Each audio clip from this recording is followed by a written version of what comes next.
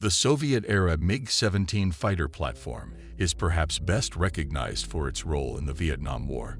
In 1965, North Vietnamese pilots quietly approached a pair of American F-8E Crusader fighter bombers above the Than Hoa Bridge.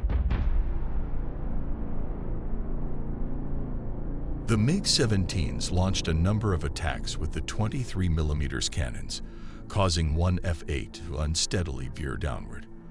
Although neither American Crusader was actually shot down, the North Vietnamese considered the incident a twofold victory.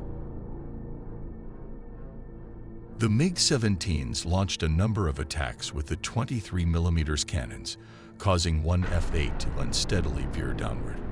Although neither American Crusader was actually shot down, the North Vietnamese considered the incident a twofold victory. Although similar in appearance to its predecessor, the MiG-17 featured a longer fuselage, better space, and sharply swept wings. Nicknamed by the North Atlantic Treaty Organization, NATO, as Fresco, the MiG-17 would later prove to be an effective fighter in the skies over Vietnam. Ordnance-wise, one 37mm autocannon and two 23mm autocannons were incorporated into the airframe. Additionally, the Fresco could sport up to 1,000 pounds of two external pylons, although these pylons were typically used as additional fuel storage. The MiG-17 had a range of roughly 500 miles, which nearly doubled with the addition of full external tanks. Future Fresco variants would also be equipped with advanced Izumruid RP-2 radar. Although the USR considered the MiG-17 essentially obsolete by the 1960s, the North Vietnamese proved these airframes could be made useful in combat.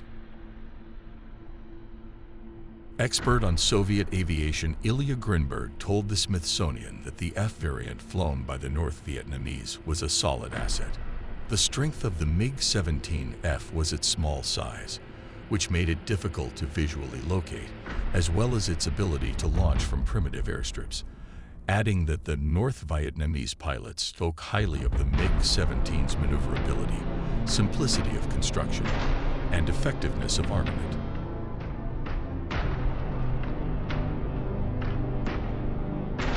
That little airplane can give you a tussle the likes of which you've never had before in your life.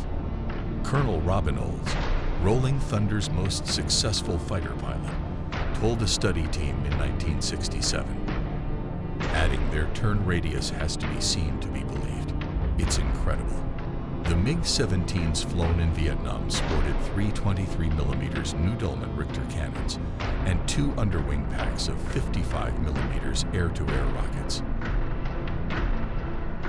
In addition to the Vietnam War, the MiG-17 was also operated by nearly all Warsaw Pact nations: China, Afghanistan, Sri Lanka, Morocco, Cuba, Cambodia, and other air forces across the globe flew the Fresco in the latter half of the 20th century as well.